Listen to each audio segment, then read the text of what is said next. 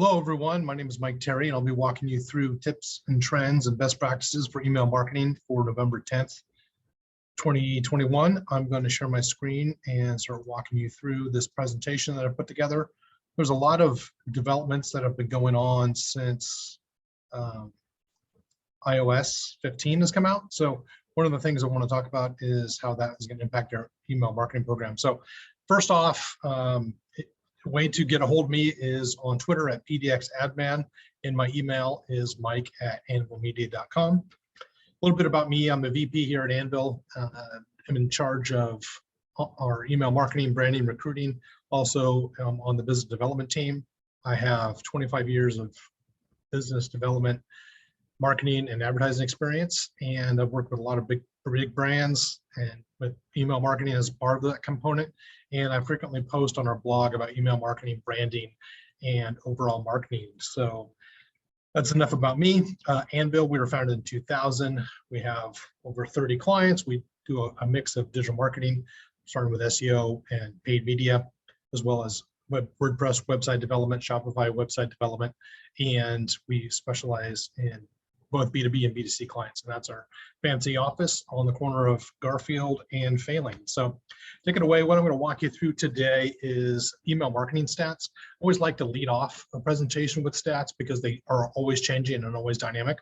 Specifically, as we look at email marketing as one of the first digital marketing channels that rolled out, a lot of people think, oh, well, I need to ignore that. I really need to focus on social media, or I need to get into influencers. I need to get into TikTok. Those are all key components to your digital marketing strategy, but email marketing is really one of the cornerstones. That's a really successful digital marketing channel that you should be investing in, having dedicated resources in, and rolling that out. So we're also going to, first off, after we go through the stats, going to talk about how to navigate the post iOS 15 world. That's important, as that's a key trend right now that a lot of marketers are throwing up their hands and going, okay, open rates don't seem to matter. One of the another section I'll go through is always be testing, not just testing one thing, but multiple subjects and items within the email ecosystem that I want to talk about. If you haven't already done it, I consider you implementing a SMS strategy and have some stats to share with that. And then once I get through some of the newer stuff and the trends, I want to get into email best practices so that this is a useful overall presentation for your email marketing team or for yourself, or just a refresher, and then we'll go from there. So just some email stats. These have been updated. I update these on the regular, but email is 40 times more effective to get customers than Facebook or Twitter, specifically with the challenges that are going on with Facebook, with the whistleblower, with them changing their name to Meta. Yeah, 40 times more effective than spending money on those channels is a good bang for your buck. Also, 91% of people open their emails, so that's important. We'll get into a little bit more about how email is evolving with the iOS 15. One of the newer items that has been coming up in the last about 1 to 2 years is including emojis. So some of us, I'm 50 years old. I'm not Johnny Emoji, but using emojis in your email subject line and in your pre-header text is something that's an effective measurement. So don't ignore it, even in a B2B environment. Also, make sure, if you haven't already, everything in your email channel should be personalized. It shouldn't be dear customer, dear Jane or Joe, John Doe. Should be personalized. You have the data, use it. Make sure that the marketing automation platform you're using has included those personalized items, because it makes a huge difference. Most people are opening their emails on their mobile, and if it's not optimized, it'll go right into the trash. So again, this is a trend that should have been spotted probably 5-6 years ago, but the reason I bring it up is because it's one of the #1 items we see when we bring on email clients. They haven't gone through and optimized for mobile, and they're still working in the dark ages. That needs to be taken care of. Some click to open rates. These numbers are arbitrary because it depends on what vertical market you're in, what your target audience is, the different types of emails you're sending out. So that's important. But we'll get a little bit more into statistics later on in the presentation. One of the things that we want to make sure is, a lot of people think, oh, well, I got a hyperlink. It's a link. It's great. Well, it's not. People are scanning their emails on their mobile device, and they are looking for buttons, something to click on. So your call to action button should be big, should be easy for them to see above the fold. I'll briefly go over that. Also including social share buttons. Everyone wants to get their engagement, so make sure that you have social share buttons in your email. that's standard best practices, but bring it up because it helps improve your click-through rate. So video, everyone loves video. People are not as excited to read articles, but if there's a corresponding video that says what you're trying to write, your video will get more engagement than whatever fancy copywriting words you have. And for those of you that are in an e-commerce environment, you're thinking that you can just send one email abandonment cart email to them and say, okay, check that box, we did that follow-up. The research shows that you need to send 3. And so it's not like that's hard and fast, but more than 1, 3 or more, I would say around 3 is what we should send. So those are important stats, at least to keep track of. Going through some of these higher level ones, email marketing. So looking at some stats, you can look at them yourself, but the average inbox has 200 emails. So there are very few people who have 0 inbox. I know some people who do. I have more than 200 emails in my email box. I get probably 150 a day. So think about who your target audience is, how much email clutter do they have in their email box, and how can you stand out? And we'll get through that a little bit later as we get to the emerging trends. So, emails under 200 words are more likely to be engaged with. Again, brevity is king. Also, as I mentioned previously, if you include a video link, that's going to get more engagement as well. And then ROI, for every $1 you spend, you get $44 back. Again, it's the most highest ROI of any digital marketing channel. And then, so looking at the email open rates, so what types of emails do you have sending out? So when someone has opted into your email, you will send them a welcome email. They've asked for that engagement, so that's why it has such a high open rate. Triggered emails are also form fills for gated material in your ecosystem, whether it's a white paper, a cheat sheet, or some type of have someone contact me. If you have an autoresponder and people fill something out and get it sent, pushed back to them, they may be less likely to open it. And then you'll see newsletters, which every one of you who was on this should have. Your average open rate is about 20%. It's going to give or take. Getting into the statistics themselves. So OR is open rate, CTR is click-through rate, and then CTOR is click-to-open rate. So just showing you a high level where those are.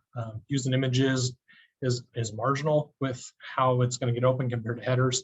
Emojis will help you to some degree. Again, know your audience. Don't be sending smoochy face to your B2B audience, but I will show you an example later where a poop emoji will help increase your B2B traffic. And then again, this is from Marketing Prof, so the English, UK version of English. So personalized, make sure you're personalizing everything. Everyone's going to be opening emails are more commonly open on desktop. That's not true in the data that I've seen. I've just included this graphic. This is maybe more for UK, and then time is everything. Make sure you're sending the right time, which we'll get to at the end of the email, at the end of this presentation.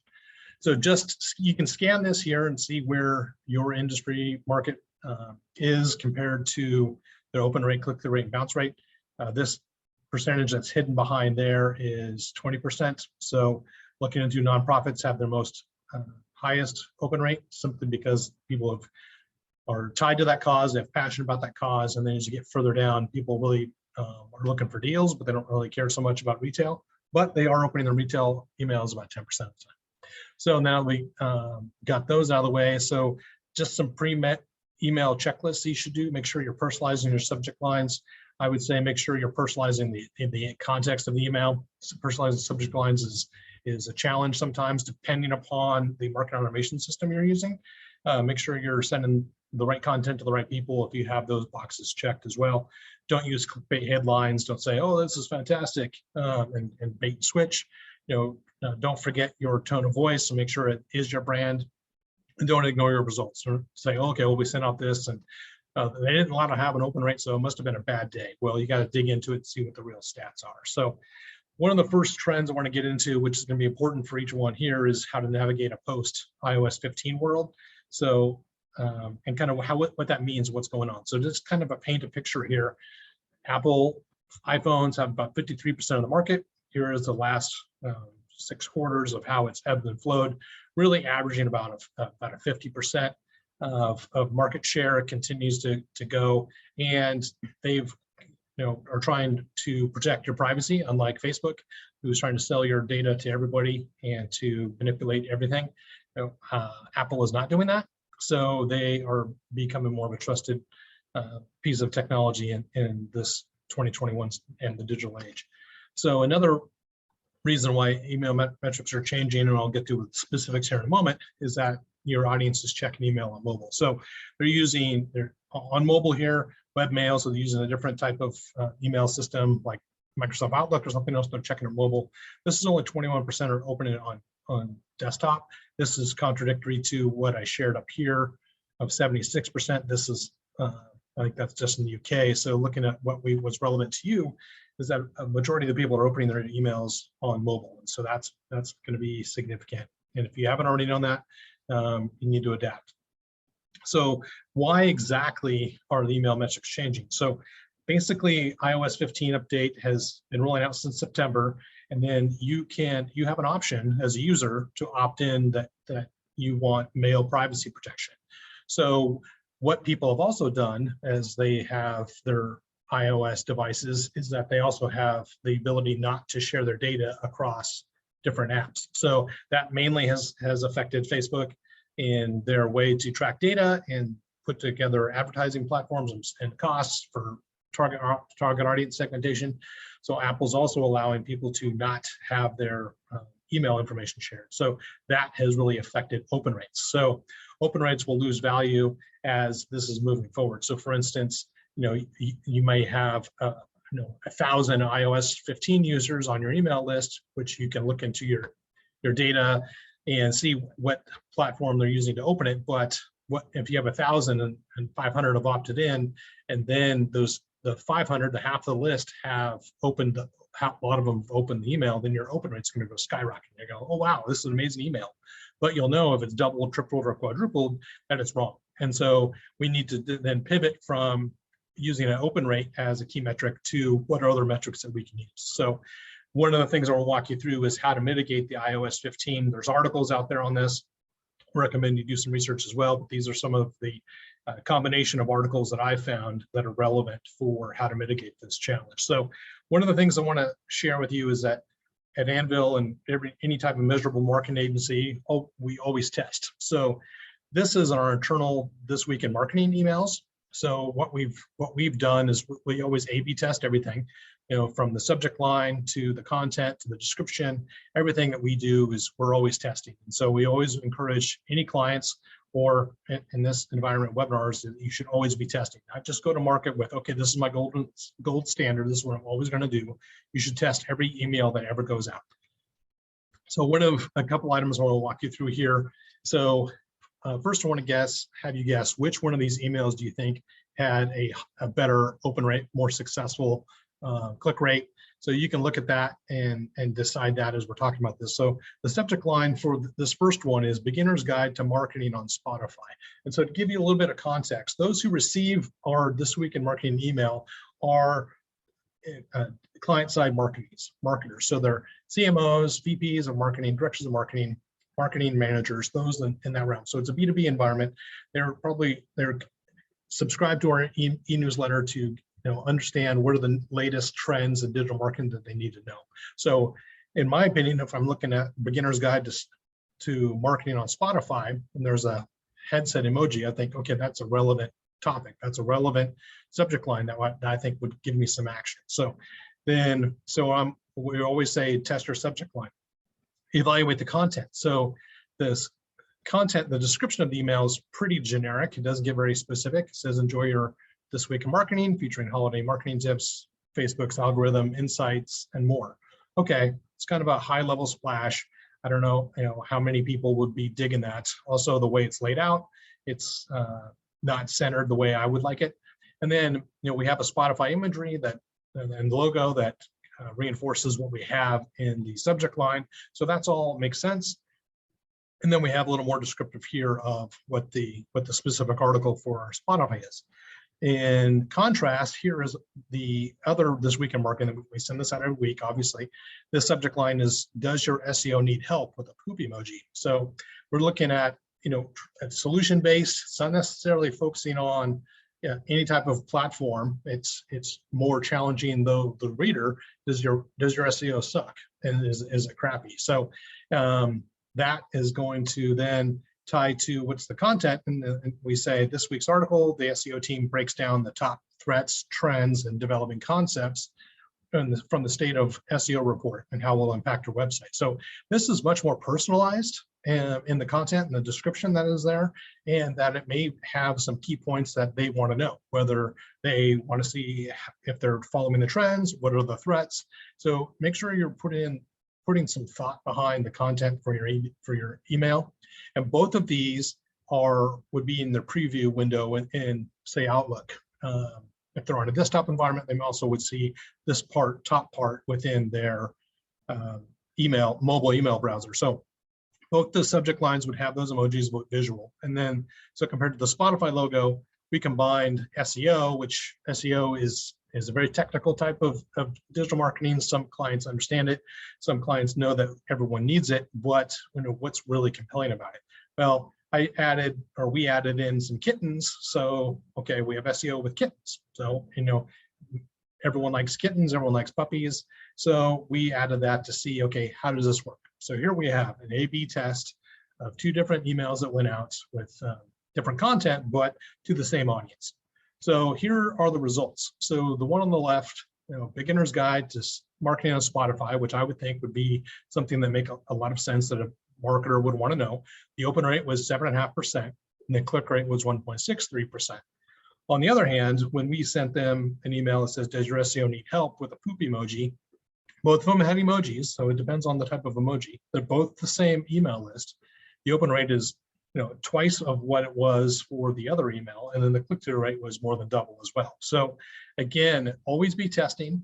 Don't take the easy way out and think, well, generic copywriting would make sense. Doesn't always make sense. I would recommend make it personal. So it goes back to making emails personal. These would go in there. These are addressed to the person specifically. So this would be Mike, in this week's email. So make it personal, and always test your subject lines and your content that describes what's going on. So this will help with your iOS 15, as open rate is going to go measurable. That's out the window, but your click rate is something that's still a valuable metric to track. So things to always be testing: subject lines, your calls to action, your pre-header copy. We'll get into that in a moment. The content, as I mentioned earlier, video content is always superior and gets more engagement. Social sharing buttons, still a tried and true method should be a foundation of any type of email program. Those should be in there because every once in a while someone actually will share that content. And then the send time of what time of day and which day of the week will you get the best engagement. It's not always Tuesday at 10 a.m. That's been preached to us from the rooftops for 20 years. We'll get into that a little later. So what I wanted to include are baseline metrics. So for average open rates. So as I mentioned, our poop emoji email got a 15.42% open rate, which is great for us. It's double what it was previously, but the average for a newsletter is about 18.76. So triggered emails are those who have opted into something or have gone through the white paper and cheat sheet, same with autoresponders. So these are the open rates that you can keep as a benchmark for yourself as you are measuring and managing your own email marketing program.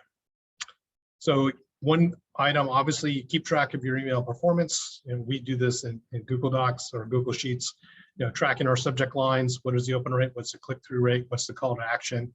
And what are the additional calls to action? Well, didn't have all the additional columns in the spreadsheet built out here, but what we do is we go through and look at this quarterly and see, okay, which subject line has the best open rate. So obviously, as we're going through social justice and all the terrible things that were going on, not talking about the marketing at all, just talking about the injustice and how things have changed. And as we get back into what we do, talking about our celebrating our business, we're getting a little more focused on a selling approach for our outbound email, and we have a decent open rate. So click rate has always been a challenge for us on our end. That's one of the things we're trying to solve.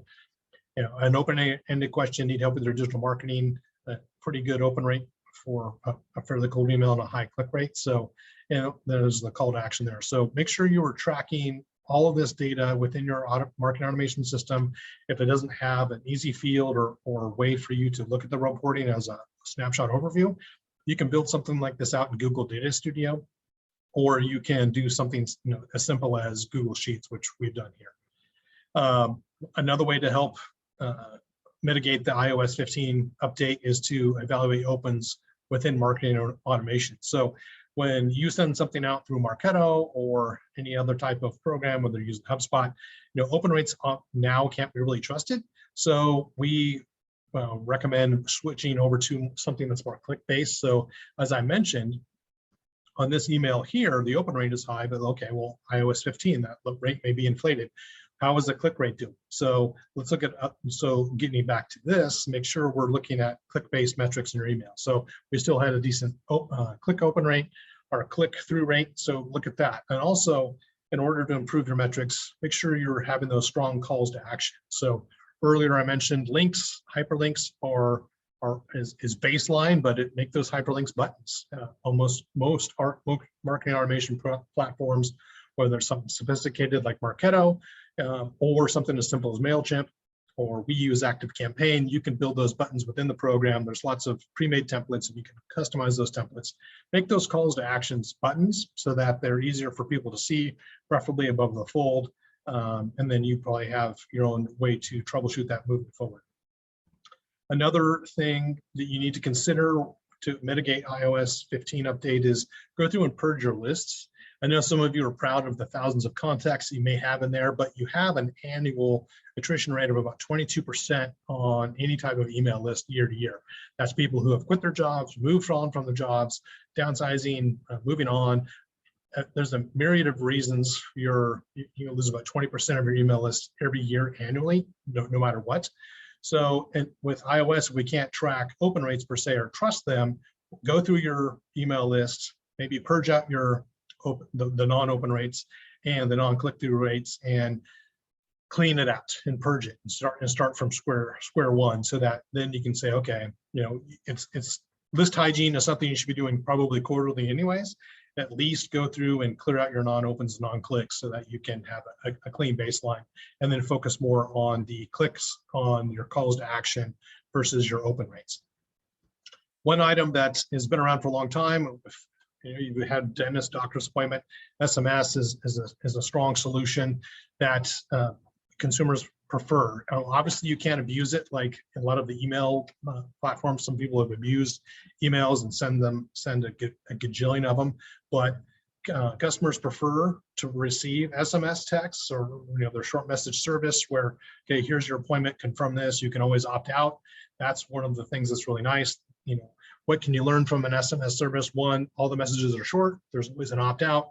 It's very friendly. It's easier to help convert and remind a customer about an upcoming appointment. A lot of the issues within dental and medical field is people missing appointments, and so this helps confirm and bring that back to basis and make it easier for them. So compared to email, it's only 22%.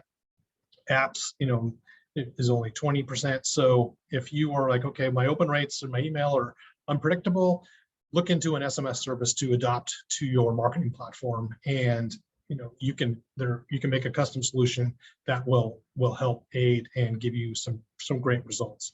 So the stats don't lie. Looking at the SMS versus email, obviously these are personal, but they're much shorter. You can't really do a ton of selling through this, so obviously you wouldn't do that. We're not saying abandon email marketing at all. You should do both.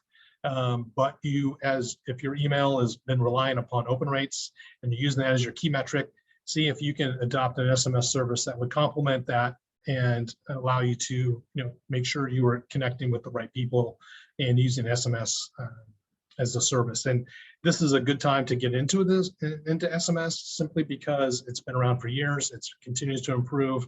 It's very simple. Even old people are used to getting texts. So don't think that nobody can use it, because it's very adaptable and a good service to complement your email marketing platform.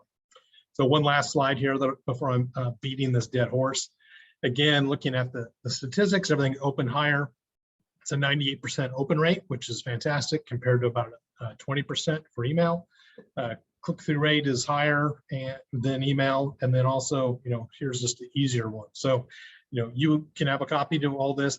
The source for this is the DSIM retail drive. and Mobile Monkey and Pro Texting. So all the data then here is aggregated from other sources, but it's all fresh 2021 data. So to mitigate iOS 15, consider bringing in SMS.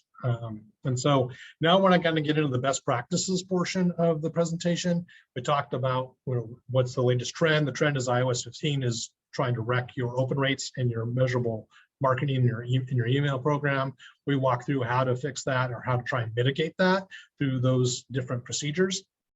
Now, just best practices, want to make sure that as you are an email marketer, if you're an army of one or an army of two or three, make sure you are segmenting your email lists by persona, demographics, buyer behavior.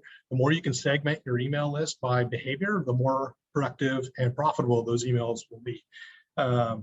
And then note that most marketers don't send targeted email messages. This is statistics from 2020, and so make sure you are personalizing this.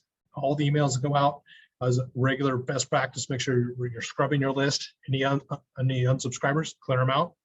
Do not even try to bring them back. Again, as I noted previously, begin to remove non-responders, those who aren't opening, those who aren't clicking, those who aren't engaging. They simply aren't going to be in your list, so bounce them out and delete them. I would recommend maybe do that quarterly, as I mentioned earlier. Quarterly hygiene will keep your list very clean, and assuming you're not sending out too much seasonal information in your email newsletter. Again, you can determine if someone who is a summer buyer doesn't want to buy something for fall, you can discern yourself whether they need to be purged from your list or not. But just make sure you clean your list on a regular basis. Also include your physical location. Most marketing automation programs already have that filter, so you can do that. And then I always recommend never buy or rent emails. That's just bad news. Hasn't been really a successful practice since the late 90s. I'll move quickly through how to build your email list. We always recommend making subscribing easy to your email list. So as a best practice on our website, our footer has a way for people to sign up through our newsletter that way. Also, make your newsletter something with content that people really want to see. Typically you're an e-commerce solution, so people already bought from you. They've opted in. They want to see the latest and greatest. As again, going back to what personalized in an email, that, for instance, I bought some shoes, so maybe it's the similar type of shoes that I bought that you would send to me in the next email. So make sure you are customizing by content that someone has already optimized, or content that someone's already bought, so that you're continuing to do that.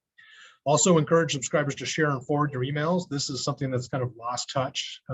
Maybe it's because the functionality isn't as impressive anymore, but if you could gamify it and say, give someone a discount if they forward your newsletter to 5 friends or enter a drawing, that way it will perpetuate and get your more potential customers out there in the email. And as I said, if they don't click through it on any emails that are added to over a quarter, you can simply remove them. And then it depends if you're in a B2B or B2C environment, you can always have an email signature where it's hyperlinked for people to sign up for e-newsletters, if that makes any sense. Typically, they might be in a customer service role if they're following up with people. Another option is to create new lead generation offers. So whether on your website, you have a newsletter sign up, as this footer demonstrates, or you have gated content, or if you're a B2B environment, obviously you have marketing funnels on your website where people can enter in their information to get gated material. That's one way to do it. Also add a call to action to the top of your Facebook business page, or you can add a call to action to any of your social media channels and promote it, and simply drive traffic to your site where they can go in and opt in to your ongoing email newsletter. So, and then one thing, as I mentioned earlier, your email list will naturally degrade about 20%, 22% a year, simply because of everyone moving. And with the great resignation, that number will probably spike, and the numbers will come back to maybe 25 or 30% as I look back over 2020 and 2021. One of the main questions that we get from clients is, why are people unsubscribing from email? It doesn't make any sense. Well, you got to look at your email program holistically and say, how often are you sending them an email? I had a sales guy confirm an appointment with me, and I set up a meeting, but even after the meeting, I got 3 more emails and 2 more phone calls. Well, he emailed me too often. He contacted me too often. He already got what he wanted. He already you already got the meeting on the calendar, and I canceled because you already got what you needed. So make sure you understand the cadence for people and send it to them when they are expecting it. One of the things you can do also is you can set out a survey to your email list and ask them some of these questions so that you can then use that information. It's not going to be statistically significant, but it's going to be very significant to your target audience, and ask them questions that will affect your cadence, where they want to see, what's the content, and so that you can use that information to improve your email marketing program. Again, you can just look at this and read that for yourself. Even though this is an old metrics from 2018, it's important to note that in email marketing managers get a lot of pressure internally and beat up about how ineffective email marketing is. Email marketing is ineffective when you don't measure it. It is an effective tool, but you can't just fire ready aim and try and figure it out post haste. You need to set your metrics together, and if you can't measure it, you can't manage it. And so this is just a proof to say that 70% of brands don't measure email marketing very well. Even though it's 3 years old, they haven't had a significant change in the last 3 years. So, if you are putting together, looking at your open rates or looking at your click-through rates, going through and doing list hygiene, you are in the top percentage and you are managing your email program the right way. I'm not going to go through all of these. These are for context. If you just simply ask, I will send out an email of this presentation in PDF form, but you can see where this is going. You just look at all the rates. If you're an experienced email marketer, you have even deeper stats, you have read time and other things. And then I just want to note that before iOS 15, this was the open rate measurement, but that's obviously evolving and changing. Other email metrics that you're aware of if you're an email marketer, pretty simple, even if you're not. As I mentioned before, getting into best practices, make sure you're personalizing it, like Dear Mike or Hey Mike. Depending on your target audience, depending on what your business is, you can be a little more casual. You also put in some emojis. Personalized emails deliver 6 times the higher transactional rate. So look at the customer's purchase history, make sure you're peppering that email, sub-segment those lists with those types of items that they bought in the past, and you're going to increase your revenue stream from that email list. And then make sure you segment them on what they've engaged on so that you can keep giving them what they want. And some people say, well, no one reads emails. Well, everyone on a mobile is going to look at your email about a high percentage, and that percentage who prefer the channel as a primary message. So this is from 2020, so this doesn't have SMS on here, but email still is the preferred method of communication with your target audience. The SMS is here, but it's only 5%. That number is growing exponentially in the life of COVID. Looking at every other channel, nobody wants to receive direct mail. We're killing trees or whatever your point of view is on that. It's just waste. And so anything electronic, email, and then as the open rates are being challenged and not reliable, switch to SMS for your communication with your customers.